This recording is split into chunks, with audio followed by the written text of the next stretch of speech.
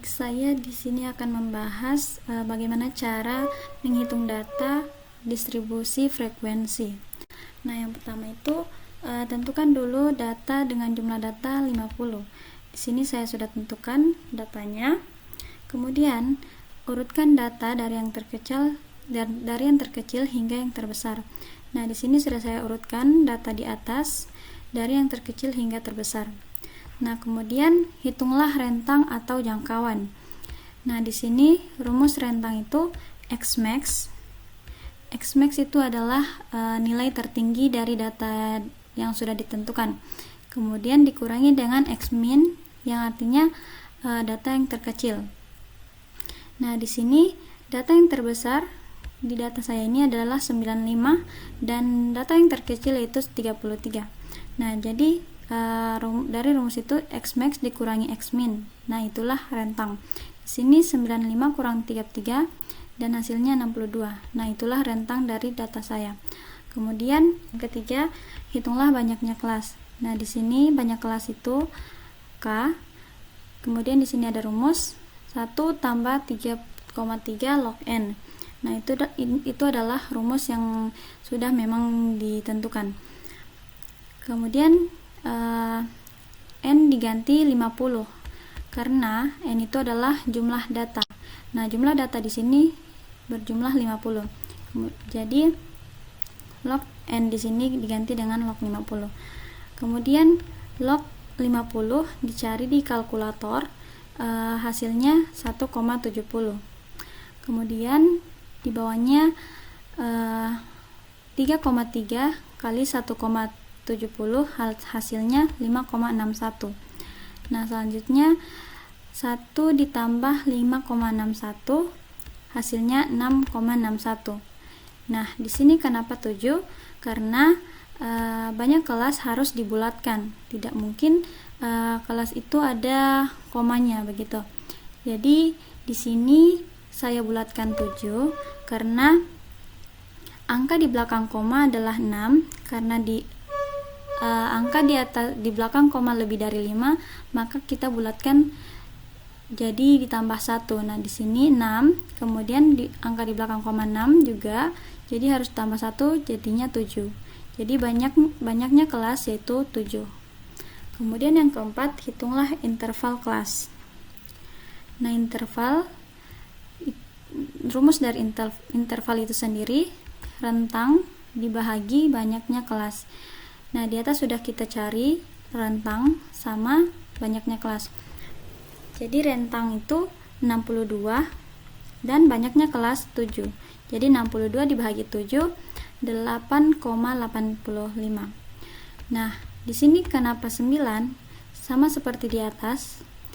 Jika angka di belakang koma lebih dari 5, maka kita bulatkan dan ditambahkan 1. Jadi 8,85 jadi 9, dibulatkan jadi 9.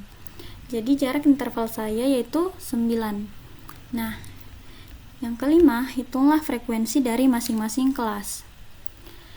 Di sini sudah saya sediakan tabel interval sama frekuensi. Nah, interval itu sendiri, cara menentukan interval sudah kita temukan tadi, jarak intervalnya 9. Nah, di sini 33 adalah angka terkecil dari data yang sudah saya tentukan tadi. Untuk menentukan interval, kita menghitungnya dengan jarak yang sudah dicari tadi, yaitu 9. Nah, dari angka 33 ini kita hitung hingga 9 dan itu akan mendapatkan 41. Begitu juga seterusnya. Di kolom kedua, di baris kedua 42, kemudian dihitung hingga 9 jadi 50. Begitupun seterusnya hingga 95 hingga menemukan angka 95, yang mana 95 ini adalah data tertinggi dari data yang sudah saya tentukan tadi. Nah, untuk frekuensi dari data-data ini ditentukan dari data yang ada di yang ini, dari data yang ini. Nah, bagaimana caranya? Jadi di sini ada data paling yang terkecil yaitu 33, kemudian 41.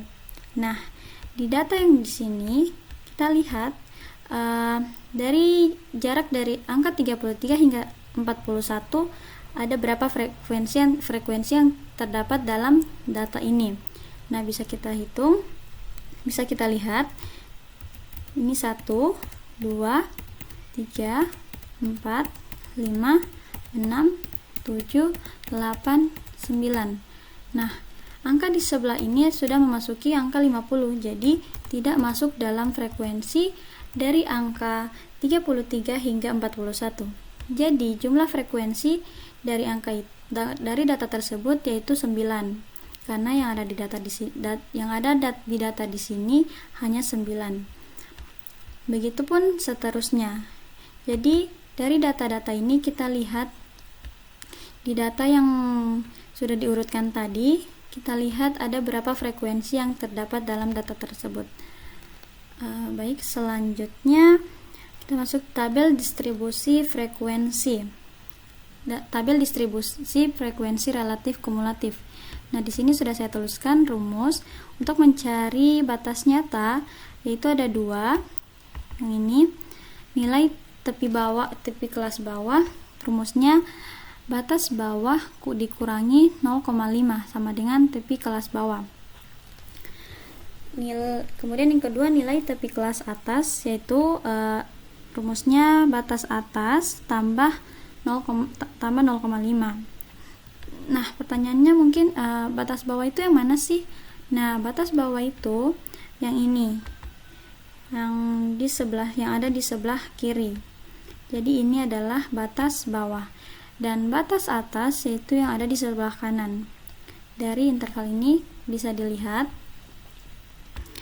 yang di sebelah kiri ini adalah batas bawah, dan yang di sebelah kanan adalah batas atas. Jadi di rumus ini batas bawah dikurangi 0,5. Nah, itulah batas nyata yang ada di sini. Nah, begitupun untuk tepi kelas atas, batas atas tambah 0,5. Jadi yang data yang ada di sebelah kanan ini ditambah 0,5 dan hasilnya di sini. Ya. Kemudian untuk kolom nilai tengah, di sini sudah saya tuliskan rumusnya juga. Batas bawah, rumusnya batas bawah ditambah batas atas. Jadi ini rumusnya batas bawah ditambah batas atas, kemudian dibagi 2. Nah, jadi untuk mencari nilai tengah, ini batas bawah sama batas atas ditambahkan, kemudian dibagi 2, itu adalah nilai tengah. Kemudian untuk kolom relatif, di sini rumusnya P sama dengan frekuensi dibagi jumlah data kali 100. Nah, frekuensi ini dibagi jumlah data yang ini, kemudian dikalikan 100. Nah, hasilnya adalah relatif. Kemudian untuk frekuensi kumulatif bawah, kita menghitungnya dari bawah. Jadi untuk frekuensi yang paling bawah ini dituliskan di sini. Nah, selanjutnya untuk mencari frekuensi yang lainnya, yang kita menambahkan frekuensi ini 6, kemudian ditambahkan 8. Nah, hasilnya 14 dan dituliskan di kolom frekuensi kumulatif bawah. Begitupun seterusnya. 14 ditambahkan 10, hasilnya 24. Nah, dan seterusnya hingga mencapai 50 yang merupakan jumlah data. Nah, untuk frekuensi kumulatif atas, kita menghitungnya dari atas.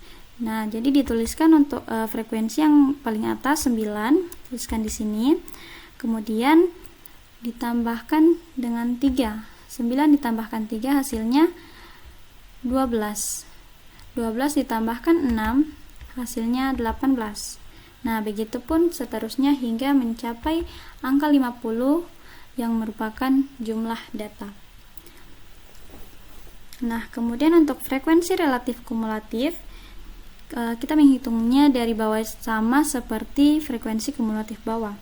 Jadi, ini relatif bisa dilihat pada kolom relatif ini. Jadi, dituliskan terlebih dahulu angka 12 yang paling bawah, dituliskan pada kolom ini. Kemudian 12 ini ditambahkan dengan 16 yang ada di kolom relatif. Nah, hasilnya 28. 28 ditambahkan dengan 20, hasilnya 48. Begitupun seterusnya hingga mencapai 100. Baik, selanjutnya tabel distribusi frekuensi. Nah, untuk tabel distribusi frekuensi ini bisa kita lihat langsung di tabel-tabel yang sudah kita gambar sebelumnya. Di sini ada interval sama frekuensi dan nilai tengahnya juga sudah ditentukan di sini. Jadi bisa langsung dituliskan kembali. Baik, selanjutnya grafik histogram. Nah, di sini saya sudah menggambarkan grafik histogram dari data-data saya. Di sini yang ada di garis yang dicetak tebal itu adalah nilai, yang mana nilai ini ditentukan dari batas bawah yang dikurangi dengan 0,5. Nah, di sini dituliskan nilai-nilai dari tepi kelas bawah. Nah, kemudian yang di sini, yang di samping kiri, ini adalah frekuensi dari data-data yang sudah tadi ditentukan, kemudian dibentuk dalam bentuk diagram batang ini. Nah, selanjutnya untuk grafik poligon. Nah, sama seperti di atas, untuk angka-angka yang dicetak tebal ini adalah data dari tepi kelas bawah. Kemudian yang di samping kiri ini adalah frekuensi. Nah, untuk yang histogram itu digambar dalam bentuk diagram batang. Untuk grafik poligon ini dalam berbentuk garis dan diberikan titik-titik untuk menentukan titik dari data-data yang sudah dituliskan di sini sesuai dengan frekuensi yang sudah ada. Baik, mungkin itu saja penjelasan dari saya mengenai distribusi frekuensi. Jika ada kesalahan, saya mohon maaf. Mungkin itu saja yang bisa saya jelaskan. Lebih dan kurangnya saya mohon maaf. Assalamualaikum warahmatullahi wabarakatuh.